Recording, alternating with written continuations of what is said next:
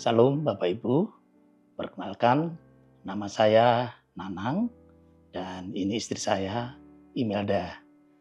Kami jemaat keluarga Allah yang beribadah di Haleluya Center di PIK Jakarta. Kami mau menyaksikan mujizat Tuhan yang terjadi pada keluarga kami. Berawal dari adanya benjolan seperti jerawat yang ada di ketiak kanan saya. Kemudian berjalannya waktu, benjolan itu semakin membesar. Kemudian karena ada rasa khawatir juga, akhirnya kami berkonsultasi dengan beberapa orang dokter dan pada kesimpulannya mereka menyampaikan adalah adanya kelenjar yang ada pada bagian ketiak dan mereka menyarankan untuk kemudian dioperasi, diangkat. Singkat cerita, karena semakin mengganggu dan semakin mengganjal, akhirnya kami memutuskan untuk dioperasi di bulan Oktober 2023. Kemudian pada saat dioperasi, ternyata diambil hanya sedikit saja dari hasil operasi tersebut. Kemudian dari hasil operasi itu akan dibawa ke lab di PA, untuk dilihat hasilnya seperti apa. Seminggu kemudian hasil PA keluar. Dari hasil PA tersebut ternyata dinyatakan sebagai kanker. Dan kankernya adalah stadium 4. Mendengar kata kanker saja itu sudah merupakan sebuah kematian bagi saya secara pribadi. Apalagi dokter menyampaikan benjolan di ketiak itu hanya sebarannya. Ya, bukan pusat kankernya. Kemudian kami juga mengecekkan lagi untuk scan supaya untuk memutuskan betul-betul hasilnya seperti yang disampaikan oleh dokter. Dan hasilnya ternyata juga sama gitu ya. Dari situ semakin membuat saya kecewa, semakin membuat saya depresi, down ya, karena penyakit kanker adalah penyakit yang menyebabkan kematian di banyak orang. Saya secara pribadi memutuskan untuk tidak mau berobat. Kenapa? Karena saya tahu penyakit kanker adalah penyakit di mana selalu berujung dengan kematian. Di titik di mana suami saya tidak mau berobat, saya pun merasa ketakutan ya. Saya juga bingung, sedih, bercampur aduk. Akhirnya saya menghubungi KKS kami, yaitu Pastor Yosi dan Pastor Susan. Saya kabarkan, Mam, kondisi Pak Nanang seperti ini. Lalu saya bilang saya mau mencari second opinion, tapi saya belum mempunyai referensi untuk dokter di sana. Akhirnya Mamsan mengatakan bahwa beliau punya kenalan yang sedang berobat di sana dan akhirnya besok pagi-pagi banget Mamsan sudah menginfokan saya untuk dokter onkologi terbaik di Penang, juga agen yang bisa membantu pendaftaran kami di Penang.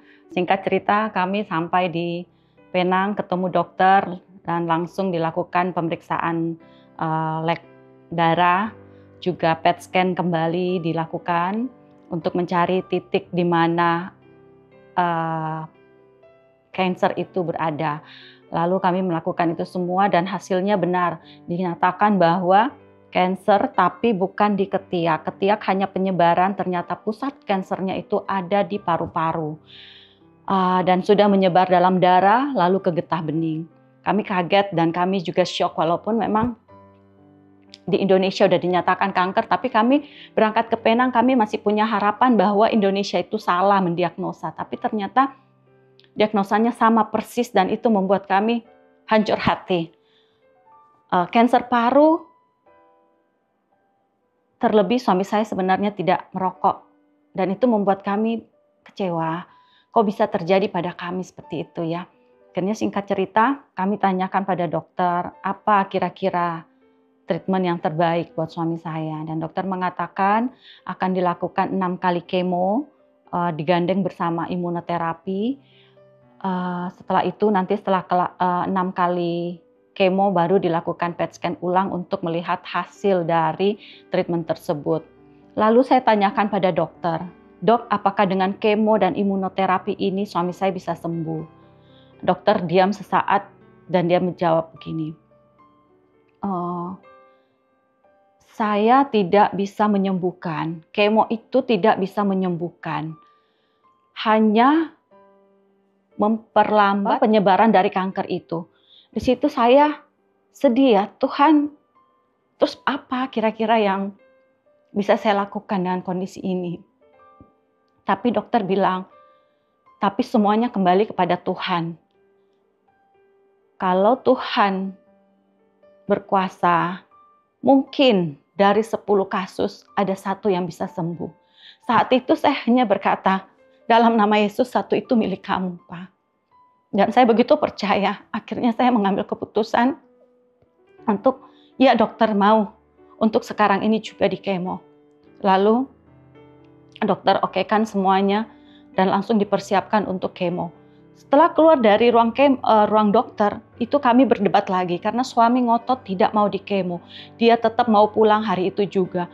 Dan di situ saya cuma bilang sama suami saya, kalau kamu sayang dan kasihan sama saya dan anak-anak, kamu jalani treatment ini. Akhirnya suami saya setuju.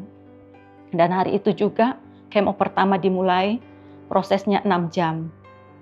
Lalu kami balik ke hotel, istirahat, dan besok pagi kami kembali ke Indonesia. Begitu sampai di Indonesia, setelah beberapa hari memang efek kemo begitu dahsyat, begitu luar biasa terjadi dalam tubuh saya. Jadi 2 hari setelah sampai di Indonesia, saya sempat tidak bisa bangun, ya kondisinya lemah, hanya bisa bangun, minum, makan, tidur lagi, seperti itu hampir 2 hari. Kemudian setelah itu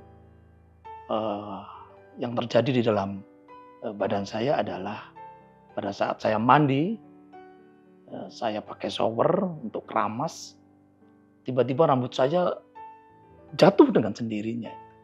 Saya teriak-teriak pada istri saya, manggil istri saya. Karena bolehlah di kemo gitu, tapi rambut adalah mahkota bagi saya. Tapi itu semuanya jatuh, semuanya rontok. Ya, dan pada akhirnya setelah istri saya menenangkan, ya udah digundul aja. Akhirnya dari situ diplontos lah. Ya, saya menyiapkan hati saya, menyiapkan mental saya, karena saya juga sedang ikut pelayanan juga di PIK juga. Bagaimana nanti saya ketemu dengan teman-teman pelayanan, bagaimana saya ketemu dengan orang-orang di kantor. Tapi dari situlah saya mencoba menguatkan. Ya, kemudian jalanilah kemo kedua, ya, kemudian kemo ketiga juga. Ya, untungnya pada saat pelayanan di bulan Desember menggunakan topi Santa, ya, jadi tidak nampaklah dengan jemaat yang lainnya gitu ya. Pada saat 1, 2, 3 prosesnya selalu 6 jam, ya, dan selalu berefek yang sama. Pada treatment yang keempat, dokter tidak memberikan obat untuk kemo, tapi hanya diberikan imunoterapi untuk menguatkan sistem imun tubuh kita.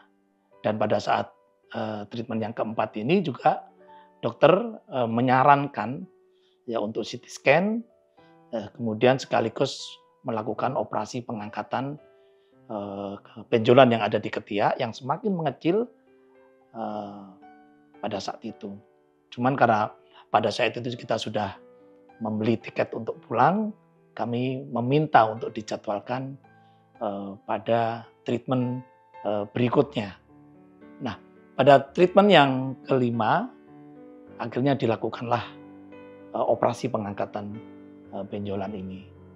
Dan operasinya berjalan dengan lancar, sampai kemudian kita balik ke Indonesia menunggu hasil daripada PA atau patologi anatomi untuk melihat keganasan pada benjolan tersebut.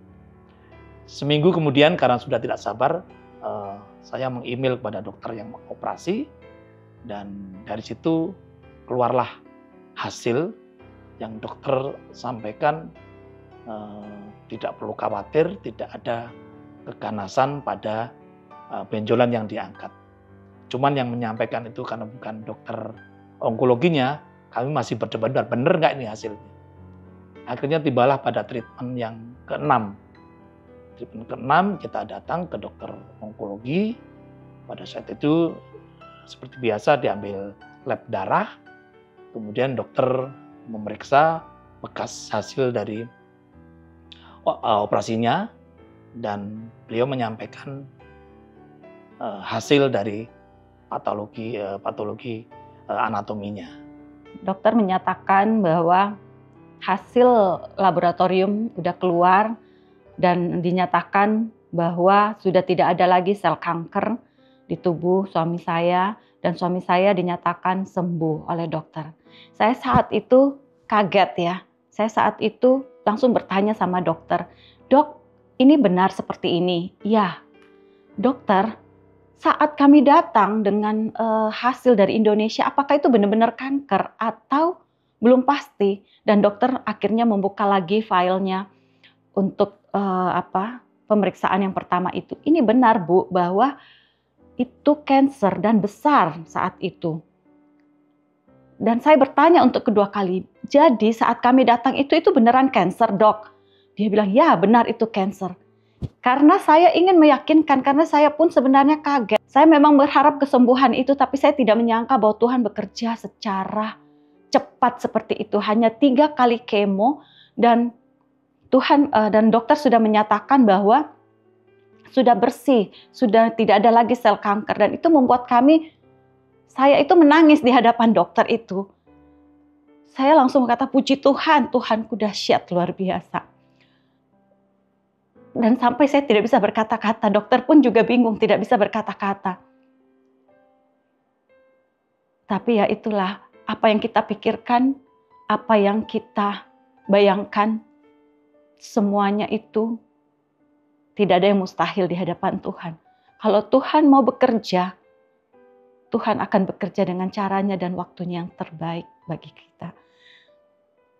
Dan kami juga mengucap syukur, kami tergabung dalam kelompok sel, dan kami memiliki keluarga rohani, terkhusus orang tua rohani kami, Pastor Yosi dan Pastor Susan, yang begitu care, yang begitu menaruh iman beliau, mereka berdua itu buat kami saat kami menjalani masa-masa sukar dalam hidup kami. Beliau berdua di tengah kesibukan mereka yang padat tidak pernah melupakan kami untuk selalu video call saat kami akan berangkat menuju Penang, saat kami akan memasuki ruang kemo. Beliau berdua selalu berdoa buat kami, menaruh iman mereka buat kami, sehingga kami kuat, kami mampu melewati proses dalam hidup kami yang begitu berat. Dan puji Tuhan, kalau hari ini kami ada di sini, kami mengalami mujizat itu, kami percaya Bapak Ibu sekalian juga dapat mengalami mujizat yang sama dari Tuhan. Kami mendorong Bapak Ibu untuk setia mengikut Tuhan, untuk setia beribadah dan bergabung dalam kelompok sel. Juga jangan lupa untuk ikut dalam Pondok Daud, karena Pondok Daud itu sangat besar kuasanya. Di masa-masa susah, saya setiap hari masuk dalam Pondok Daud secara online. Saat hati saya mulai bimbang, saat mulai takut, saat mulai ada rasa cemas melihat kondisi suami saya akan masuk dalam Pondok Daud secara online. Saya bisa masuk 2 kali, 3 kali, pokoknya di mana saat hati saya bimbang, hati saya ragu, saya mencari perlindungan di bawah kaki Tuhan. Terima kasih, Tuhan Yesus memberkati.